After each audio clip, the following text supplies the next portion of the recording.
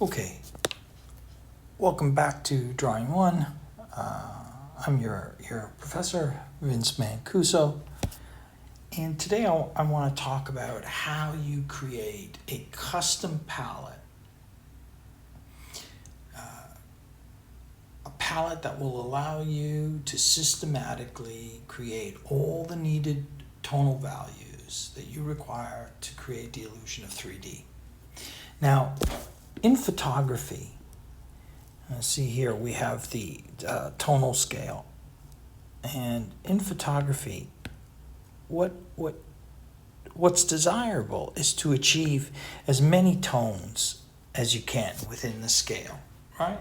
That's the beauty of the technology. The lens captures all the detail, and you get a lot of tonal variations. In drawing and painting, it's actually the reverse. What you're looking to do is you're looking to simplify, to reduce to a lower common denominator. So not to use as many tonal values. So what we basically need to create the illusion of 3D light is this, okay? First tone, we need the highlight. I'm going to write them all out for you, right? And the highlight is the brightest.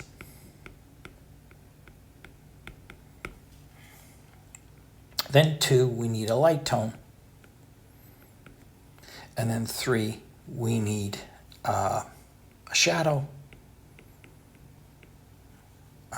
Or you can call this the dark. 4, we need a core shadow. Now the core shadow idea, you'll see as we go along, is a very important idea to understand. It is the darkest dark that exists on the dark side of the object. On a spherical form or an ovid form or a cylindrical form, that dark exists inside the shadow area. So the core shadow is inside the shadow area, and it is right at the border of where the light transitions to the dark. I'll show you. I'll demonstrate that as we go along. But it's a very important value. Number 5, cast shadow, and number 6, bounce light. Okay, or a reflected light is another term. Okay, now the thing to remember is that the highlight is the brightest of the bright. So often it will be either the white of the paper or a white opaque paint, poster paint, gouache paint, or a white pencil crayon. Okay. Now, is the highlight always white? No. But for our purposes, to keep it simple, stupid, and to be able to start to grasp our mind around the idea, our highlight is going to be a white. Okay, and then you'll see that you can change it. You can make it a little darker, as long as you abide by a certain principle that it is the brightest value in your drawing. But for now, it's a white. Your light tone, okay, when you look over here, your light tone exists somewhere within this realm here.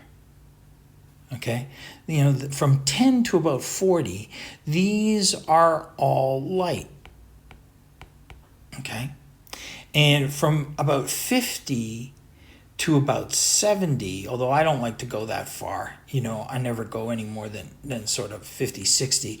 You know, this is your shadow, right, or dark tones, right? Then from here, from 70 to 90, you have your core shadow. And then your 100% is cast shadow. Okay? So your cast shadow, for our purposes, is going to be the darkest dark. So take a look at this now.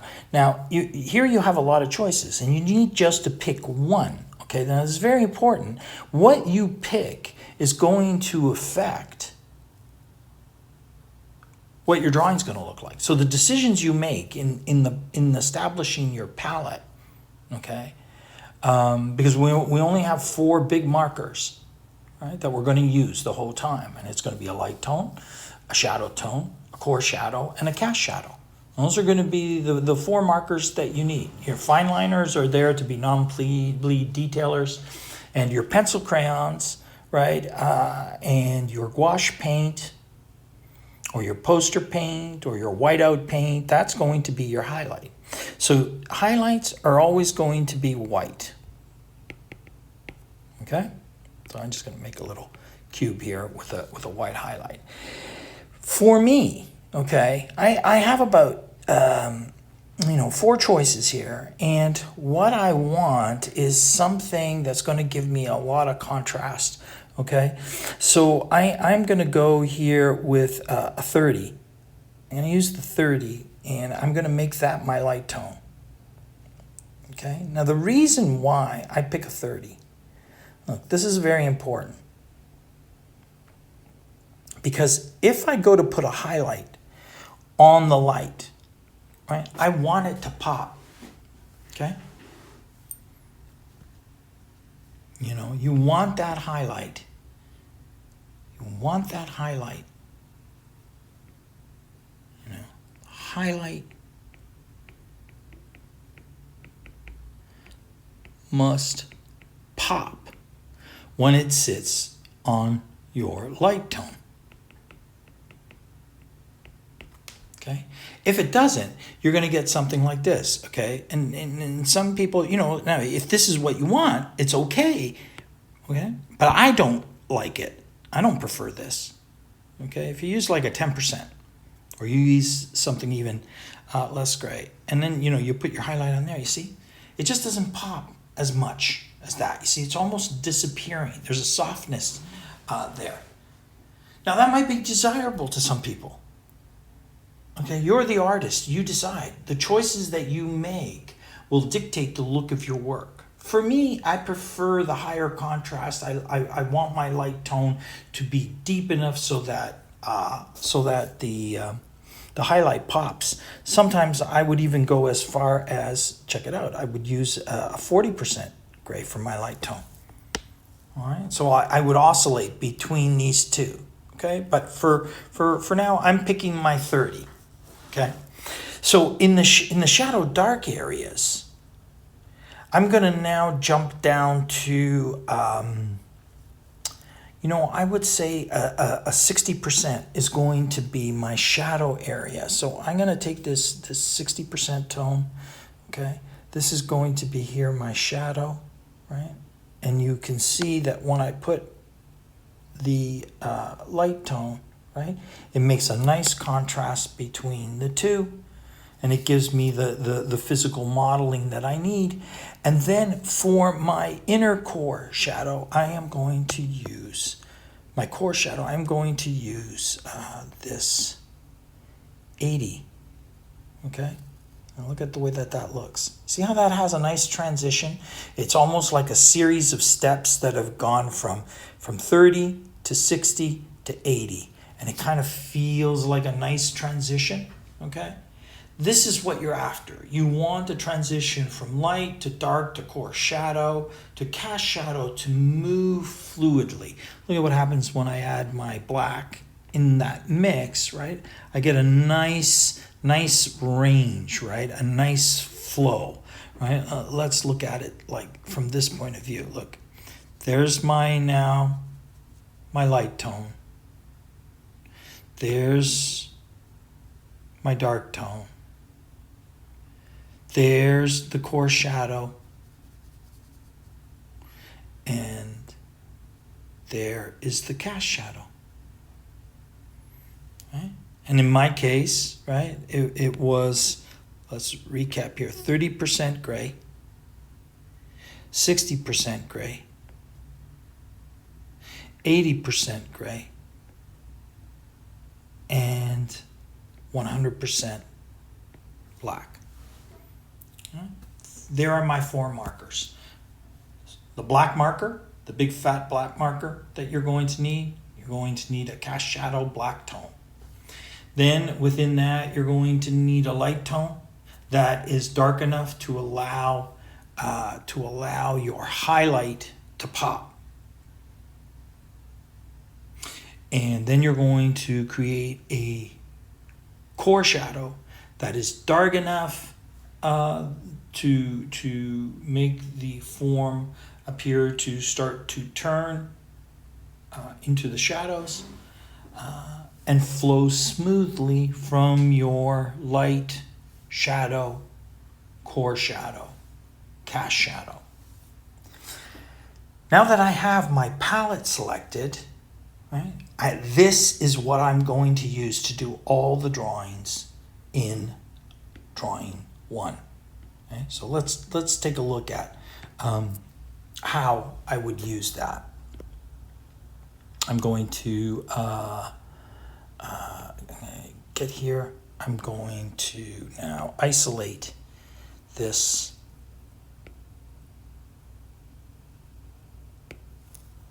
selection. I'm gonna cut and paste, and I'll shut that off. I'll move this up here so I'll have it to select with. Okay, and I'll show you how this works when I'll apply this to a drawing. So what I'm gonna do now is I'm going to draw quickly a mannequin head. Okay, so I'm gonna show you that. There's my y-axis. There is my x.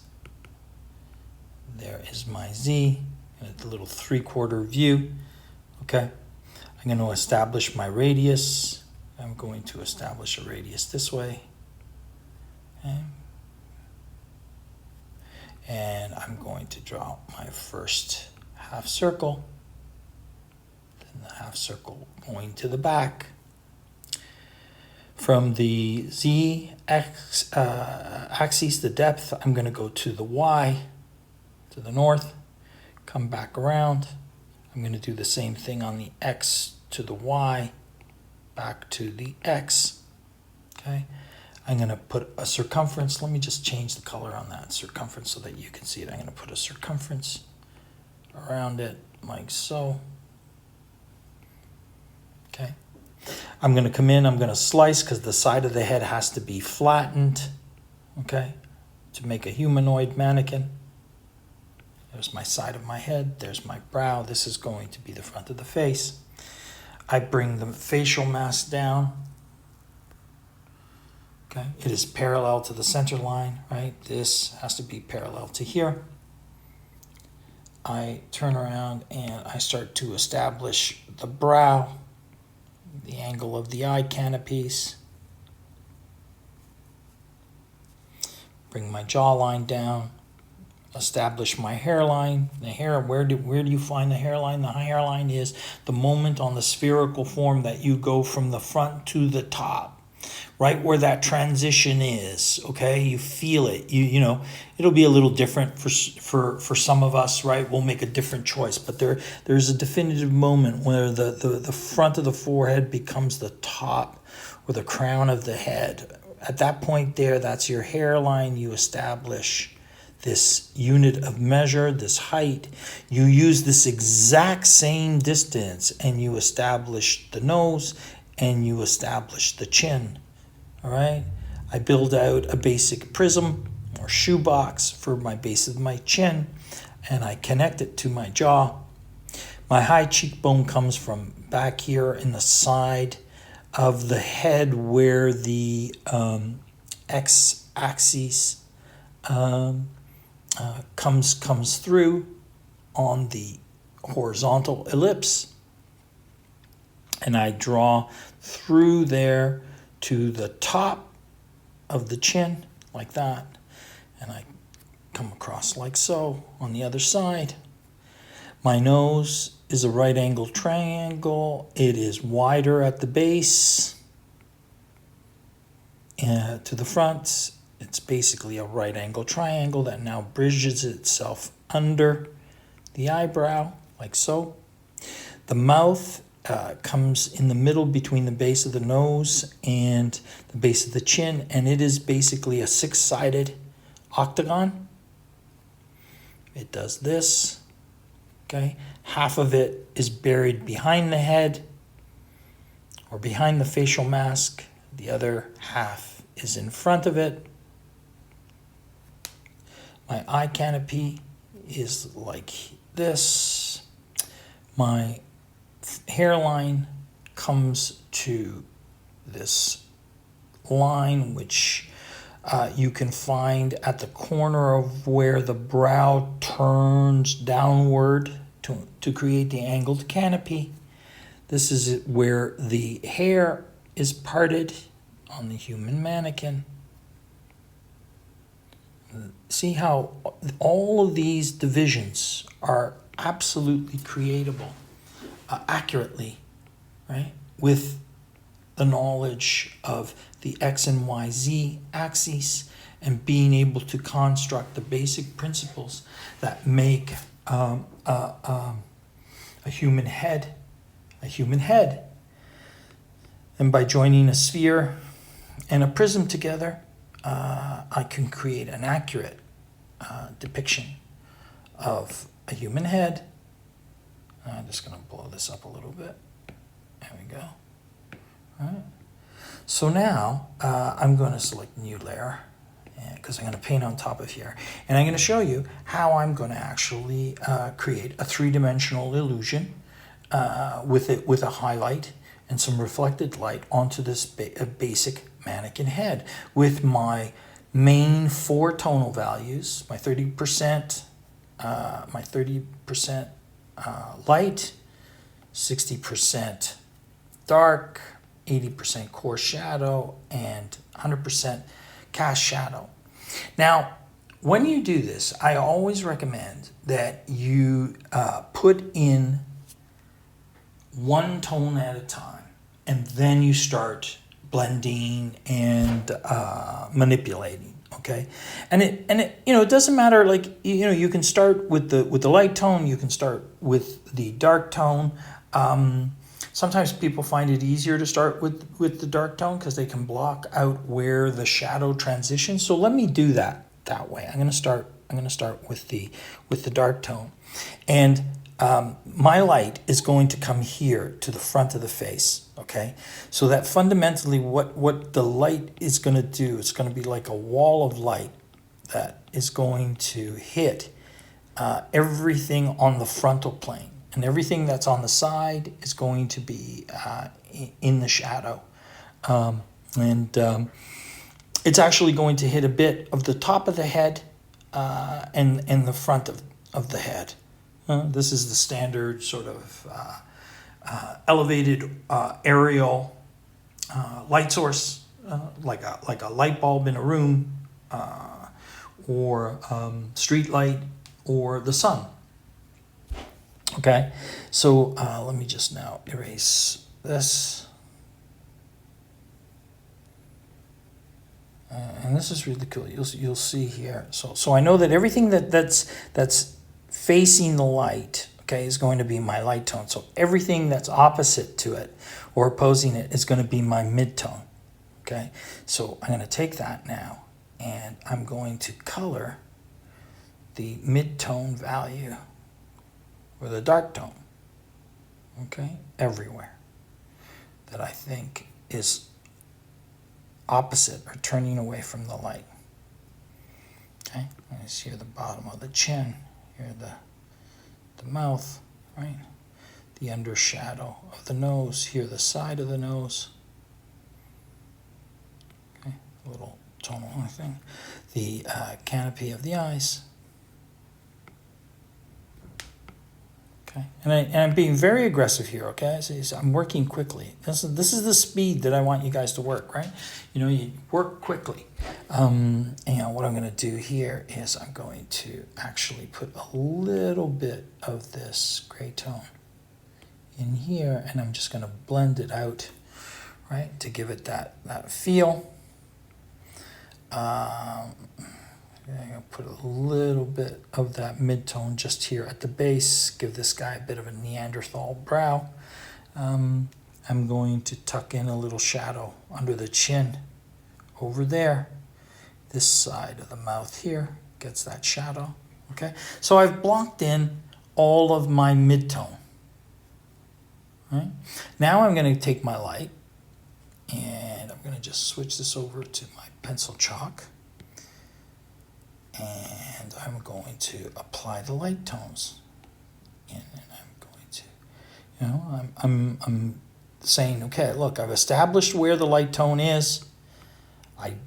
I need to get this done. I'm moving quickly. And I'm not hesitating. This is the important part about working fast, is that you develop decisive decision making and you strip things down to the essentials. Okay? So I'm putting in those tones in there.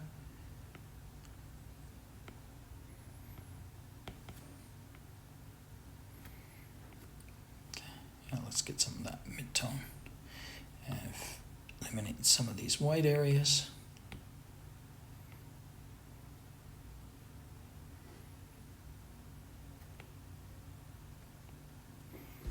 Okay. So now you can see my structure starting to happen. Now look at what I'm going to do here.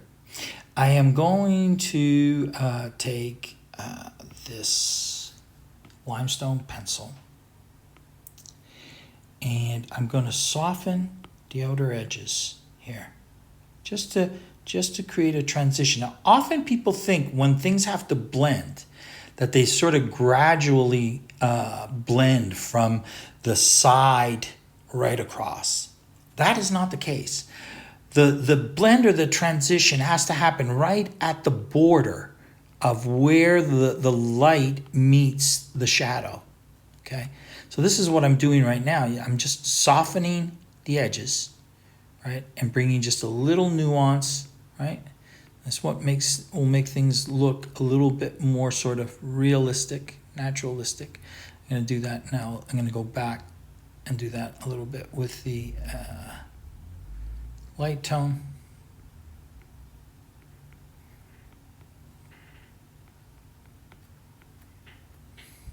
And now I get this shadow area right in here,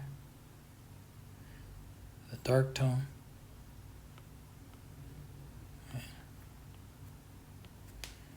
You gotta carefully rim that around.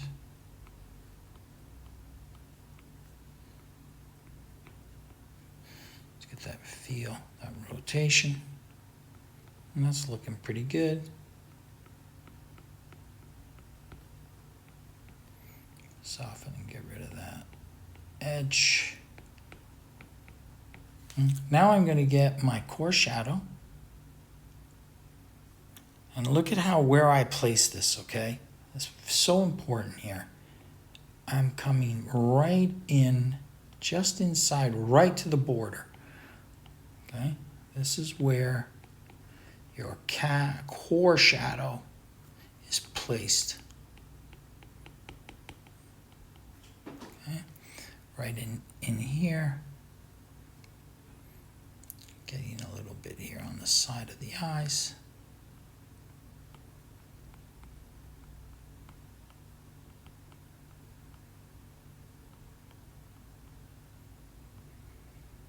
Underneath the eye.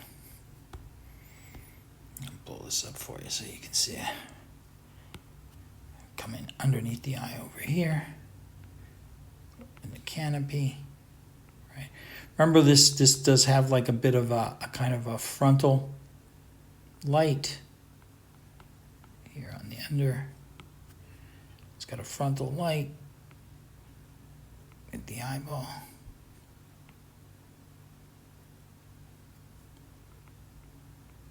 Just underneath that ridge, coming down to the side here, like so. And see, and the core shadow is on the inside, right on the inside of the form, like that. See that? It's right up at that border, and then it fades out. In fact, this is where, for example, you need to have room, right, for your reflected light, right? And you know, to some degree, the shadow is acting as the reflected light. Okay, coming underneath the nose here, right, where the core shadow would be right on the form.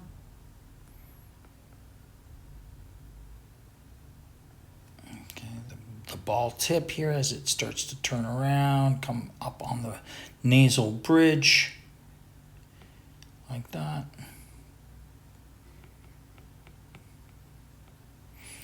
On the nostril, here on the side of the mouth. The upper lip is always turned down, so it's going to get some core shadow as well as some cast shadow. The bottom lip right underneath there, right? Got some core shadow happening there.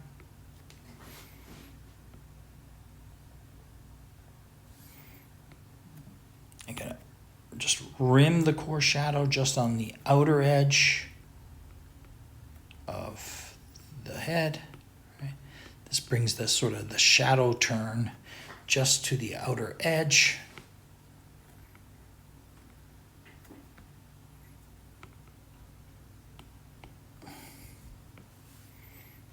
And just going to bring some of this down in here. I'll show you after how we do a little highlighting. Okay, so I'm going to come just a little.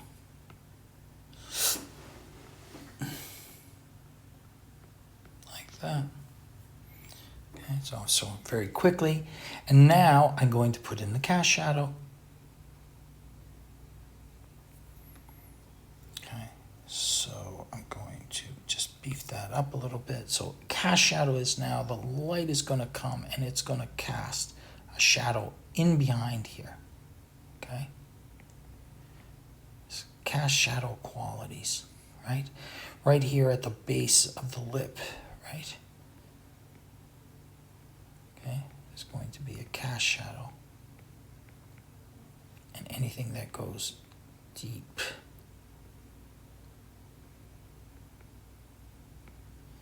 There's going to be a cast shadow right here.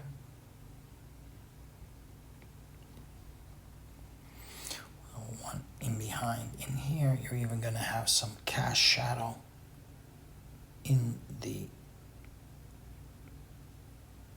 eye area, the brow, a little cast shadow in there, a little cast shadow right underneath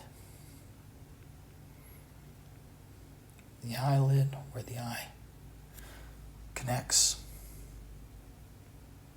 The eyelid, upper lid casts a shadow onto the eyeball, right in behind the eyeball there. Just drop a pupil in. You see, you start seeing that come together. Okay. A little cast shadow right in there.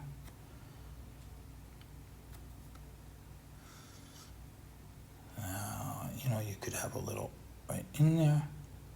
Yeah. Bring that right around. Let's just get that happening a little cleaner than that.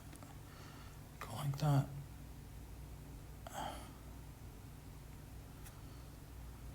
Actually, I don't like that. I think that's a little much. So I'm going to take it back out. I kind of prefer it that way.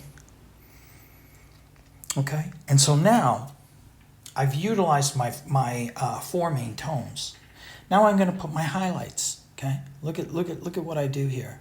Look at how this plays out. And the highlights are about less is more. Okay, and you're just doing a minimal amount of highlights. Let's see here. Where's my pencil that I want to use? A soft airbrush. I'm going to use the black chalk. Bring that down in here. And let's get the white Okay, and now based on the light, based on the light is coming, okay, look, I'm going to place a highlight, right? And I'm fully utilizing all of the tonal options that I have, right, in my palette selection, okay. So here's my highlight, right, we're going to put a little highlight in the eyeball, a little reflected light here in the whites of the eyes, right. Remember the light is coming frontal, so get a little swell in here, then it's going to drop down and it'll swell back out again, right? Okay, right in there, get that white, okay. Little hit of highlight right in there. The upper lip, just get a little hit right across the rim. On the lip there, right here on the center of the chin.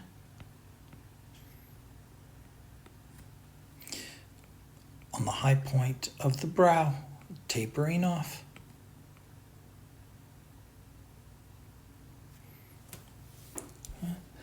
Right here on the bottom lid, on the top.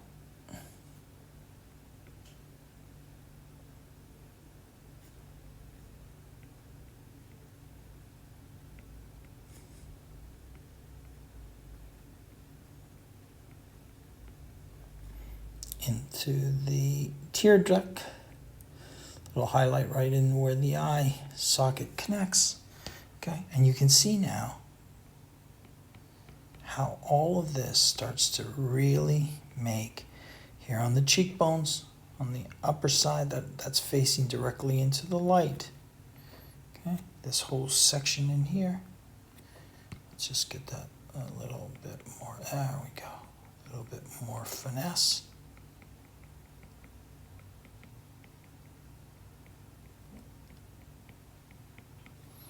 Right, and look at that. Look at that. See, using my basic grayscale. Now look, I'm gonna bring in some reflected light. I'm gonna take this 60% back in here, and so the bounce back light is the light that is going past, and now it's hitting things, and it's moving back this way, okay, towards the form. So here, look, I'm gonna put a little bit of this bounce back light right here on the underneath of the skull, right? Gives it a little sort of counter glow.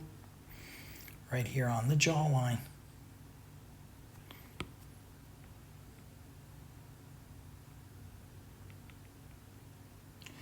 I use my line pencil here. Yeah, I'm gonna just get that. There's a little bit of the bounce back there, and do that a bit here on the nose. Little bounce back here on the side of the eye.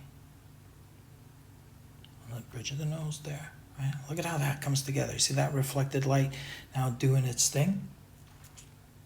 Okay. Now, just to top it off, a very important thing to understand. Even though we're creating the illusion of 3D, we're using our palette, a limited selection of tonal values, a light tone 30%, a dark tone 60%, a core shadow 80%, and a cast shadow 100% black, okay? I'm also dealing with a graphic 2D illusion. So using a contour line to literally just contain the form, all right? Look at the way that I utilize this, okay?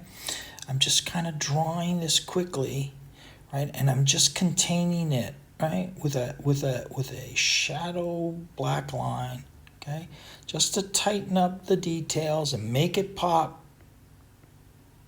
Okay, don't like the way that went. I'm gonna just kind of ride that. There we go. Okay, and I'm just gonna. All right, this contains it. The contour line is literally like the edge between light and dark, right? And when I pull that together by just containing it, I'm bringing down a little shadow line right there onto the nose and bring it around, right? It just tightens everything up just a little bit, okay? And it graphically clarifies the forms. Now, the reason why that becomes important to us is we're working quickly. Okay, so it is more important for us to get our ideas down and create a nice dynamic bold illusion than to have to paint everything perfectly so that you don't have to use a contour line. Okay, this is very important. I know that some of you, will find that there's greater realism in not outlining, but what we are doing here is we're trying to communicate the idea, you see, of a three-dimensional head lit from the front with core shadow, core shadow, and cast shadow and reflected light. Now, for you, by keeping your palette minimal now, you will always repeat that process when you are lighting an object, whether it's a cube, whether it's a sphere, whether it's a human head, whether it's 20 people, full figures, dancing together on a dance floor. You establish one light source, you direct that light source, and you use your palette, your limited palette that you have custom selected to render it up in a three-dimensional illusion of light, just like I've demonstrated for you here with the mannequin human head. That's it for this video demo. I hope you liked it. We're going to talk more about lighting and how to apply lighting and to position a light source. But for now, what I need you to do is to go out and select your palette of markers. You have your fine liner non-bleed, and then you have your 4 markers, big chunky, big coverage markers, whatever brand you decide to work with. Okay, one of them is going to be pure black. The other 3 have to be gray values that will represent a light tone, a dark tone, and a core shadow.